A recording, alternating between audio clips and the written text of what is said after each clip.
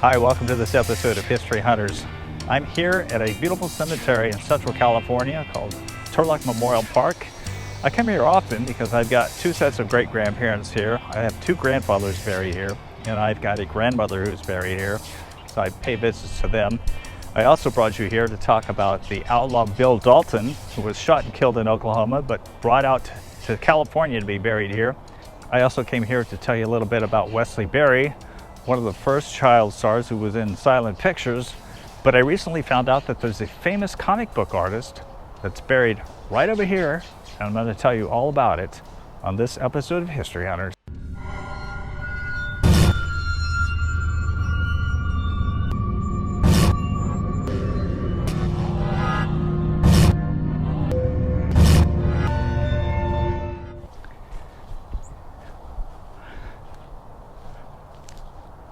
Dave is buried right here.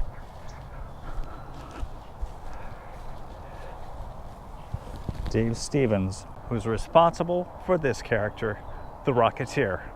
July 29th, 1955 to March 11th, 2008. He's been gone for 13 years now. I'm just going to set the Rocketeer that I purchased right here so I can talk about him. This headstone is the type of headstone that you would expect from a creative force like Dave Stevens. It's of a smiling, slobbering bulldog wearing a French beret type hat.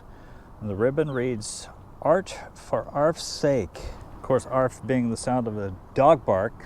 And you'll see right there that it says E Slurpus Icum.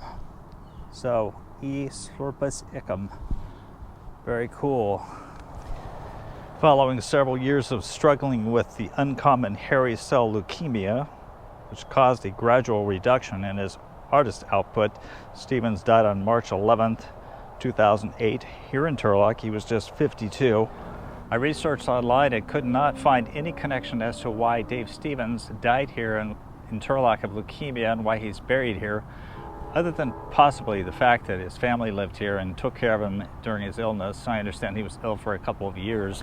Dave Stevens was born in 1955 in Linwood, California, but grew up in Portland, Oregon. His family returned to San Diego, where he attended San Diego City College. In 1975, he went to work for cartoonist Russ Manning, drawing Tarzan and Star Wars newspaper comic strips. In 1977, he was drawing storyboards for Hanna-Barbera's animated TV shows, including Super Friends and the Godzilla Power Hour, where he worked with veteran comic artist Doug Wildley, creator of Johnny Quest. Johnny Quest was one of the Saturday morning cartoon shows that I used to watch with my brothers. Stevens also worked in animation and film, joining the art studio of illustrators William Stout and Richard Hescock in Los Angeles. He also worked on the storyboards for Raiders of the Lost Ark for George Lucas and Steven Spielberg. And he also worked on the storyboards for Michael Jackson's Thriller video. In 1980, he married longtime girlfriend Charlene Brinkman. The marriage only lasted 6 months after they were married, but interestingly, I guess they left on good terms because she continued to model for him.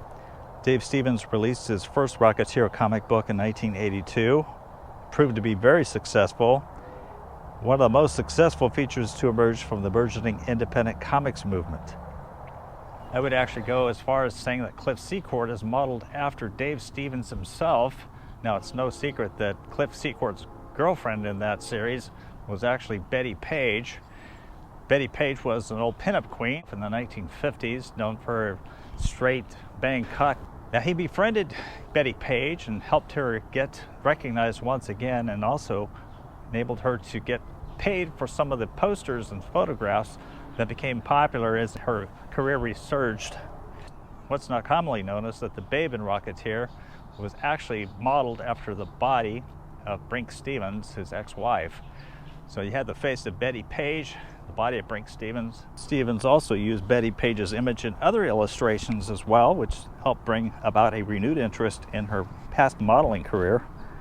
After discovering that Page was living nearby, Stevens became friends with her and helped arrange for her to receive royalties from various publishers for the use of her image and reprints of many of her glamour and pinup shots. Rocketeer was kind of influenced by Rocket Man. It was a 1940s and 1950s comic book character. In 1985, Stevens sold the rights to Rocketeer to Disney and was also co-producer of the film. In 1991, we all got to see The Rocketeer for the first time in motion picture theaters. I kind of liked the movie because it was shot in the 1940s, took place in the 40s.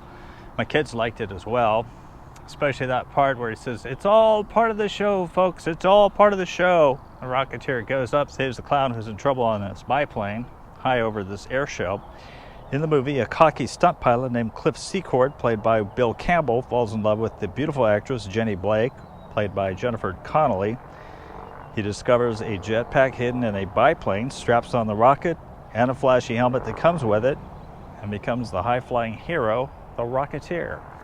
But when Nazis want to use the rocket to invade other nations, Calif must use his alter ego to protect Jenny from the evil actor Timothy Dalton and save the day. After the movie came out, Stevens continued to work on Rocketeer for an adventure magazine and graphic novels, even a hardcover edition. Because he committed extensive research and was meticulously detailed in his drawings, he worked slowly on the projects. Before his death, though, plans were in motion for a hardcover edition collecting the entire Rocketeer series for the first time, due originally in October 2009. Of course, he died in March of 2008. His illness stifled his energy and output, so he chose an artist by the name of Laura Martin to finish the project. As soon as it was released, it was a sellout. Since this video is going to be a little bit short, I hope you would indulge me in showing you some of my great-grandparents' graves, as well as some of my grandparents' graves. Right here is my great-grandparents, Arthur and Enza Hamilton. They were my dad's grandparents. They come from Colorado. They came out to California. He was involved in some turkey production. I remember my great-grandmother. She had a stroke. I don't know if it was before or after my great-grandfather passed away, but she was in a rest home facility, and I remember she had some difficulty remembering things, and she would wrap her knuckles on her skull and say, "Knock, knock, no one home." She was a sweet lady. Died in 1969 and 1971, respectively.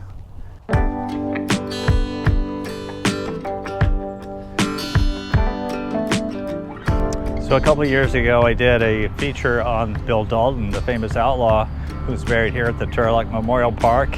He's actually buried off in that corner over there, and my grandfather's buried over here. He's just 11 rows away from Bill Dalton. My grandfather died at a very young age. He was 37 years old. He was a native of New York. He came out to California. He met my grandmother in Colorado first. Apparently my grandfather, who was my dad's dad, had some mental issues. I think he was experiencing schizophrenia. And of course, I don't think they knew how to take care of patients like that back then. They stuck him in the state mental hospital in Stockton. The story is that in 1946, in December, he was kicked in the midsection and he developed an abscess and he passed away. Now the tragic thing about that is he had 3 young sons and a young wife. My grandmother was notified by letter that he had passed away, and I think she got the letter 2 days after his death. Now there is a haunting picture of the 3 boys around this grave. My Uncle Dickie's got his arms on top of the headstone there. My dad is off to the left of this picture right here, and my Uncle Leonard is off to the right. I think what's kind of sad is the little holders for the flowers have been cemented in. It's like he's been completely forgotten and people stopped coming by to bring flowers and such. But yeah, he's a grandfather I certainly never knew. I think I have some of his features.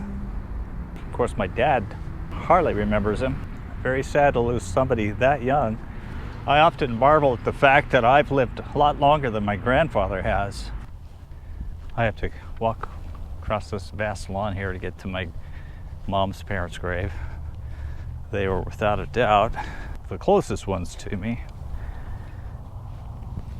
And here's the grave of my mom's parents, my grandparents, Chester and Onita Dodd. He passed away in 2007. She passed away 2015. My grandparents came out here from Oklahoma to the Central Valley of California, and he worked in the fields. She was a housewife. She also worked in the cannery. She also raised 4 children, which was a huge job, especially for those times. She had a very difficult time. My grandparents were very active in my life. They were very close to me. In fact, I spent a lot of weekends with them at their ranch down in Merced County. Went to church with them quite regularly. I remember my grandfather was always pushing the ice creams and slushies. He would have this machine where he put ice in it, ground it down, almost made like snow cones. We just loved those things, man. So my grandparents are buried here, and right over here is her brother, my great uncle, who fought in Europe during World War II. My great uncle Carl died October 21st, 1996. He saw a lot of action in Europe. He died in the Bay Area. And right over here, I have to show you my great grandparents are buried right here. These are the parents of my grandmother, Anita Weck and Grace Cranford. They were also from Oklahoma, had a very difficult time in their life. My great-grandfather worked on the railroad back in Oklahoma and came out here, worked in the fields. He also worked in the shipyards, the Oakland shipyards. And she was a housewife. She also worked, I believe she worked in turkeys or chickens. Most of the jobs out here in the Central Valley are agricultural jobs. I have a funny story to tell about my great-grandparents. Now, they had a little garden behind their house in Livingston, and one day he came back there and he found somebody stealing some of his produce. So he went and got his gun, put it on him until the police were called, and the poor culprit who was caught in the act turned to my grandmother and said, "He won't shoot, will he?" She replied, "No comment."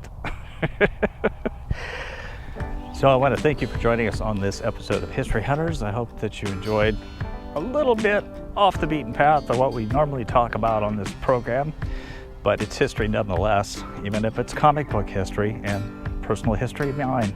And I would love to have you as a subscriber.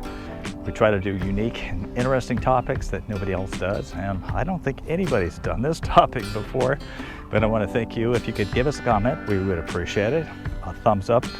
So that you don't miss a future episode, we would ask that you hit the notification bell as well. Thank you so much.